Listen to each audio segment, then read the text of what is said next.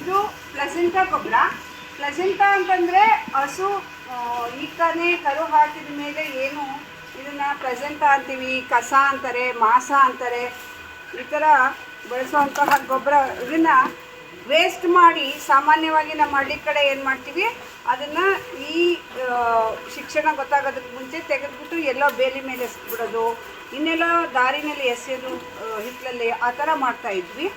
ಇದು ಗೊತ್ತಾದ ಮೇಲೆ ನಾವು ಯಾವಾಗ ಪಂಚಗವ್ಯ ರಾಜೀವ್ ಭಯ್ಯ ಅವರ ಮೂಲಕ ಹೆಚ್ಚು ಕಲೀಲಿಕ್ಕೆ ಹೋದ್ವಿ, ಆವಾಗಿನಿಂದ ಈ ಪ್ಲೆಸೆಂಟಾನ ಈ ಥರ ಒಂದು ಮಣ್ಣಿನ ಮಡಕೆಯಲ್ಲಿ ಸ್ಟಾಕ್ ಮಾಡ್ಕೊಳ್ತೀವಿ.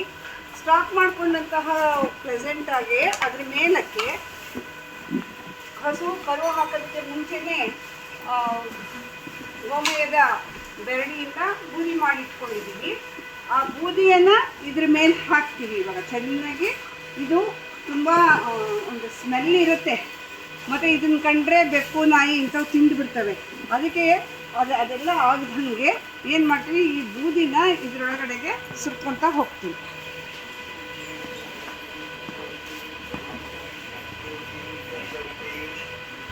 ಎಷ್ಟು ಪ್ಲೆಸೆಂಟ್ ಅದು ನೀರಿನ ಅಂಶ ಇದೆಯೋ ಅದೆಲ್ಲ ಹಿಂಗೋಗುವಷ್ಟರ ಮಟ್ಟಿಗೆ ಚೆನ್ನಾಗಿ ಹಸುವಿನ ಗೋಮಯದ ಬೂದಿಯನ್ನು ತುಂಬಬೇಕು. ತುಂಬಾದ ಮೇಲೆ ಮಡಕೆಯನ್ನು ನಾವು ಏರ್ ಟೈಟಾಗಿ ಕಟ್ಟೋದು.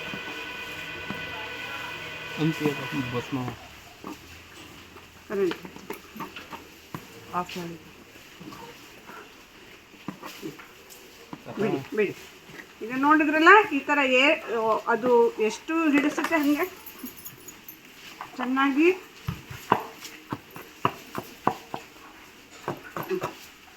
ಒಂಚೂರು ಬೂದಿ.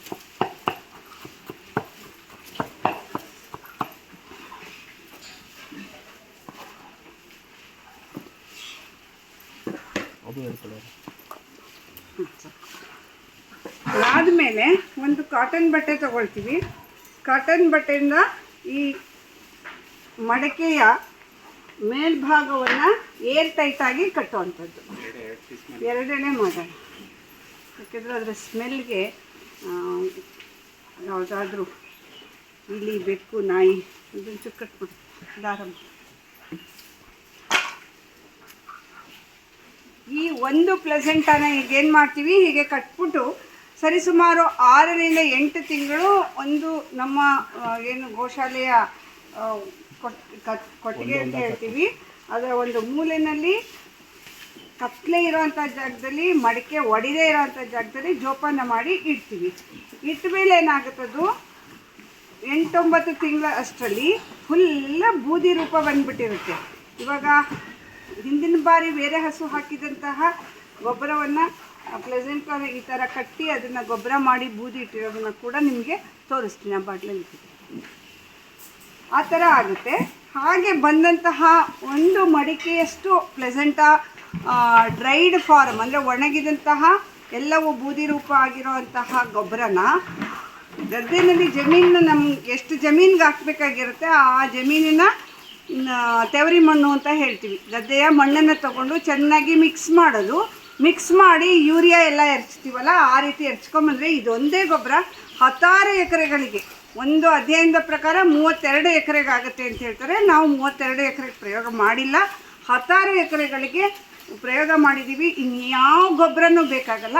ಮಣ್ಣನ್ನು ಫಲವತ್ತತೆ ಮಾಡೋದ್ರಲ್ಲಿ ಪ್ಲೆಸೆಂಟಾ ಗೊಬ್ಬರ ಅತ್ಯಂತ ಪ್ರಮುಖ ಪಾತ್ರವನ್ನು ವಹಿಸುತ್ತೆ ಅನ್ನೋದು ಒಂದಾದರೆ, ಯಾರು ಗೋವನ್ನು ಸಾಕ್ತೀವಿ ಅಂತಹ ಗೋಪಾಲಕರಿಗೆ ಆದಾಯದ ಮೂಲ ಆಗುತ್ತೆ ಇದು.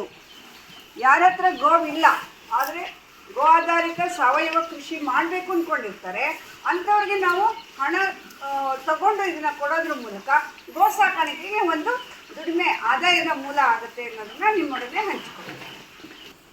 ಈಗ ನಾವು ತಯಾರಿಕೆಯ ಹಂತನ ಮಡಿಕೆಗೆ ತುಂಬಿಕೊಳ್ಳೋದನ್ನು ನೋಡಿದ್ವಿ. ಇದು ನೋಡಿ, ನವೆಂಬರ್ ತಿಂಗಳಲ್ಲಿ ಒಂದು ಕರು ಹಾಕಿತ್ತು ಇನ್ನೊಂದು ಹಸು. ಆ ಒಂದು ಪ್ಲೆಸೆಂಟಾ ಗೊಬ್ಬರ ರೂಪವಾಗಿ ಈ ಥರ ಇರುತ್ತೆ. ಒಂದು ಮಡಕೆಯಲ್ಲಿ ತುಂಬಿದ್ದು ಇಷ್ಟು ಭಸ್ಮ ನಮಗೆ ಸಿಗುತ್ತೆ. ಇದಕ್ಕೇನು ಮಾಡ್ತೀವಿ, 1 ಮೂಟೆ 2 ಮೂಟೆ ಅಷ್ಟು ಮಣ್ಣನ್ನು ಮಿಕ್ಸ್ ಮಾಡ್ತೀವಿ. ಧನ್ಯವಾದ.